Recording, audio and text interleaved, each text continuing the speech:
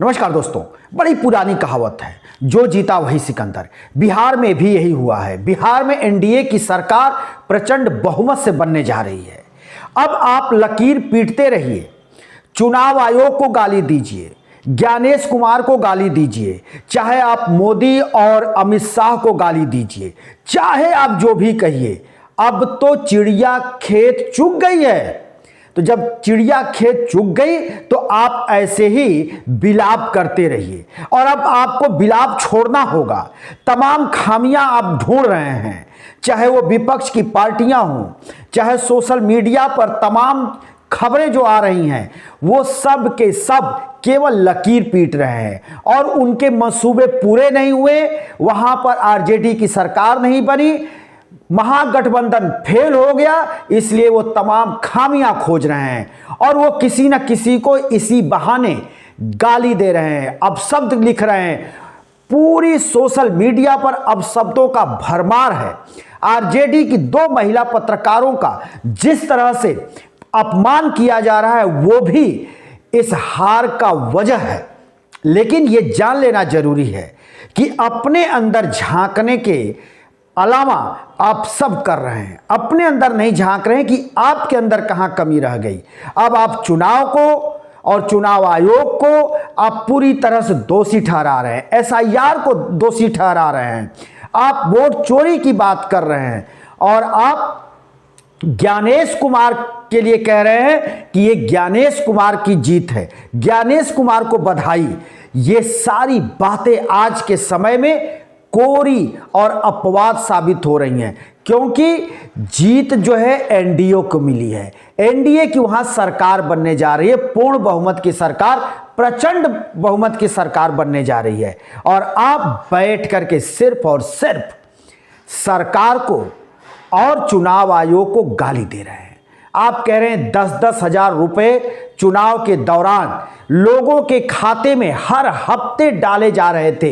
इस तरह से बिहार के हर विधानसभा क्षेत्र में 50 से 60 हजार लोगों के महिलाओं के खाते में ये पैसे डाले गए और इसको एक बड़ा वजह माना जा रहा है। इसको मैं भी मानता हूं कि चुनाव आयोग यहां पर सिर्फ और सिर्फ मूक दर्शक बना रहा और महिलाओं के खाते में बारी बारी से, यानी हर फ्राइडे, यानी हर शुक्रवार को ये पैसे ट्रांसफर होते रहे, लेकिन चुनाव आयोग पूरी तरह से अंधा बहरा बनकर बैठा रहा, कुछ नहीं किया। तो ये एक वजह है। लेकिन सिर्फ और सिर्फ ये कहना कि हम को सिस्टम ने हराया, तो सिर्फ सिस्टम ने हराया नहीं हराया, वो सब बातें अब धरी रह गई, उसका कोई मायने नहीं है। चाहे आप कुछ भी कहें, आप कहीं जा नहीं सकते, आप कोर्ट का दरवाजा खटखटाएंगे नहीं, और आप किसी तरह की कोई आपके तरफ से बड़ी प्रतिक्रिया आने से रही। अब आप चाहे परिवार में कलह करिए, चाहे भाई बहन में युद्ध हो, या पार्टी टूटे, आपकी विपक्ष की पार्टियां टूट जाएं, उनके विधायक बिक जाएं, चाहे जो हो, लेकिन अब सिर्फ और सिर्फ अपवाद बचा है। और आप सिस्टम को चाहे जितना गाली दे लीजिए, लेकिन अब आप कुछ भी नहीं कर सकते, आपके हाथ अब है ही नहीं कुछ। तो जो सत्ता में सरकार चल रही है, एन केन प्रकारेण, चाहे जैसे भी, वो पूर्ण बहुमत की सरकार बनाने जा रही है और आप सिर्फ हाथ पर हाथ धरे बैठे हुए हैं और केवल एक कोर कल्पित गालियां देकर अपने आप को सांत्वना और ढांढस बना रहे हैं। इस तरह से आप करते रहिए, आपको करने की पूरी छूट है, आज़ादी है। तमाम सोशल मीडिया पर, तमाम चैनलों पर इसी तरह की खबरें चलाई जा रही हैं। किसी में कहा जा रहा है कि पहले से ईवीएम में 25-25 हजार वोट एक्स्ट्रा पड़े हुए थे। तो कहीं कहा जा रहा है कि क्या वजह है कि चाहे वो डिप्टी सीएम बिहार के विजय सिन्हा हो, चाहे वहां के डिप्टी सीएम एक दूसरे जो वहां पर हैं चौधरी, ये दोनों लोगों के चुनाव जीतने का जो मत है वो एक ही बराबर है। तमाम उदाहरण दिए जा रहे हैं। ये दिया जा रहा है कि ईवीएम बदल दी गई। ये भी दिया जा रहा है कि एसआईआर में 65 लाख लोगों के नाम काट दिए गए, 21 लाख लोगों के नाम जोड़ दिए गए। तमाम चीज़ें कही जा रही हैं, ऐसी ऐसी बातें आ रही हैं जो लोगों को भ्रमित कर रही हैं। पूरा देश भ्रमित हो रहा है। लेकिन सबसे बात जो अलग है वो ये है कि सबका भ्रम टूट भी गया है, क्योंकि वहां एनडीए की सरकार बनी है। चाहे वो साम दाम दंड भेद से बनी हो या फिर वो जैसे बनी हो, जिस तरह से बनी हो, चाहे वो 10,000 देने से बनी हो या जो प्रवासी बिहारी हैं उनको 5-5 हजार रुपए जो बांटने की बात आ रही है कि उनको 5-5 हजार रुपए दिए गए थे कपड़ा खरीदने के लिए, उनके ट्रेन का टिकट दिया गया था बिहार आकर के मतदान करने के लिए। यह भी कहा जा रहा है कि हरियाणा से ट्रेनें स्पेशल चलाएंगी जिसमें बिहार के मजदूरों को भर भर कर बिहार भेजा गया और वो आकर के यहाँ मतदान किए। तमाम बातें हो रही हैं, तमाम दलीलें दी जा रही हैं। बड़े बड़े सोशल मीडिया चैनल पर आए पत्रकार वो भी इसी तरह की दलीलें दे रहे हैं। लेकिन ज़रा सोचिए कि इन दलीलों से अब होना क्या है। क्या इन दलीलों से वहाँ पर आरजेडी की सरकार बन जाएगी? क्या वहाँ इन दलीलों से क्या महागठबंधन वहाँ पर विजयी घोषित हो जाएगा? इन तरह के दलीलों से क्या बिहार में फिर से चुनाव हो जाएगा? या फिर बिहार में चुनाव होगा तो क्या पूर्ण बहुमत की सरकार ये इंडिया अलायंस वाले जो महागठबंधन है ये बना लेंगे? या क्या ये संभव है कि वहाँ पर चुनाव दोबारा हो जाए? या क्या ये संभव है कि वहाँ पर एनडीए सत्ता में इतनी प्रचंड बहुमत से आई है और वो बाहर हो जाए और आरजेडी की सरकार बन जाए, तेजस्वी मुख्यमंत्री बन जाए? ये कहीं संभव अगर नज़र आ रहा है तो फिर आप खबर बनाएं। अगर ये संभव नहीं है तो फिर खबर का कोई औचित्य नहीं है। सिर्फ और सिर्फ ढाढ़स बंधाने के लिए और अपने आप को खुद से प्रफुल्लित करने के लिए अगर आप खबर बना रहे हैं, यूट्यूब से पैसा कमाने के लिए खबर बना रहे हैं, फेसबुक से पैसा कमाने के लिए खबर बना रहे हैं, तो ये आप बनाते रहें, लेकिन होना जाना कुछ भी नहीं है।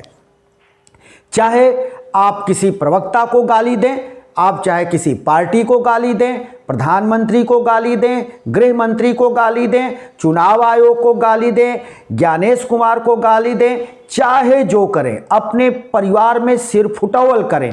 जिस तरह से इस समय बिहार में लालू प्रसाद यादव के घर में सिर फुटौल चल रहा है, कुछ भी कर लें, जो आपको समझ में आता हो सब करिए, हर रास्ता अपना लीजिए, लेकिन होना जाना अब कुछ भी नहीं है, क्योंकि आपके हाथ में अब कुछ है ही नहीं, सब कुछ निकल चुका है। आप चाहे जितना लकीर पीटिए, चाहे जो करिए, अपना माथा पीटिए, दीवार से लड़ाइए, कुछ होना जाना नहीं है। दोस्तों, ये सिर्फ और सिर्फ केवल आत्म शांति के लिए इस तरह की खबरें चलाई जा रही हैं, इस तरह की बातें की जा रही हैं और तमाम तरह की दलीलें दी जा रही हैं। चुनाव से पहले ये भी बात कही जा रही थी कि पूर्ण बहुमत की सरकार महागठबंधन की बनने जा रही है। इन्होंने 10,000 दिया, आप तो 30,000 देने की बात कहे थे। आपने तो कहा था कि हर घर के एक व्यक्ति को सरकारी नौकरी देंगे, फिर आपका जादू क्यों नहीं चला? आप कहां पिछड़ गए? इसको तो आप देखेंगे, आत्ममंथन आप करेंगे। आत्ममंथन करने के लिए आपको सोचना चाहिए। आप बिहारियों को गाली दीजिए, बिहार के लोगों को गाली दीजिए और ये कहिए कि ये बिक गए, ये चाहे जो हो गए, ट्रेन में भर भर कर जा रहे हैं, भूसे की तरह से ठूस कर जा रहे हैं, कुछ भी चलाइए। इसका अब कोई मतलब नहीं, कोई औचित्य नहीं, कोई इससे निराकरण होने वाला नहीं है, कोई निष्कर्ष निकल नहीं रहा है। तो फिर ऐसे में आप जो पीट रहे हैं लकीर, उसका क्या फायदा? ये बार बार देश में होगा, जरा सोचिए। इसी तरह से महाराष्ट्र में भी यही हो रहा था कि वहां पर महाअघाड़ी की सरकार बनेगी, हुआ नहीं हुआ। इसी तरह से हरियाणा में ये बात कही जा रही थी कि प्रचंड बहुमत के साथ कांग्रेस की सरकार बनने जा रही है। तमाम एग्जिट पोल में इसका जिक्र हुआ। क्या वहां पर कांग्रेस की सरकार बनी? दिल्ली में भी यही कहा जा रहा था कि भले ही कम वोट आएंगे, कम सीटें आएंगी, लेकिन केजरीवाल की सरकार बनेगी, क्योंकि केजरीवाल ने बहुत काम किया है। क्या केजरीवाल की सरकार बनी?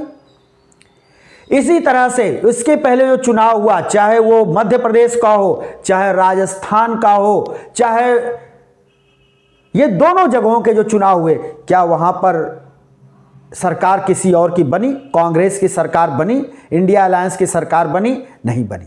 तो ये मान करके चलिए कि जो हमारा सिस्टम है वो कहीं ना कहीं पूरी तरह से या तो हैक है, या तो बीजेपी में ये मद्दा है कि वो चुनाव कैसे जीतेगी उस पर वो काम करती है। बीजेपी के हर कैडर के नेता लग जाते हैं, मंत्री, विधायक, सांसद, दूसरे प्रदेशों से जाकर, जिस प्रदेश में चुनाव होता रहता है वहां पर जाकर वो पूरी तरह से कैंप करते हैं, महीनों वहां रहते हैं, लोगों के बीच मेहनत करते हैं, तब वो चुनाव जीतते हैं। इसमें आप चाहे जो कहिए, चाहे जिस तरह का लूप खोजिए, जो आरोप लगाइए, लेकिन वो मेहनत करते हैं। और जब इस तरह से कोई व्यक्ति मेहनत करेगा, कोई एक पार्टी मेहनत करेगी, तो रिजल्ट भी कुछ उसके पक्ष में ही जाएगा।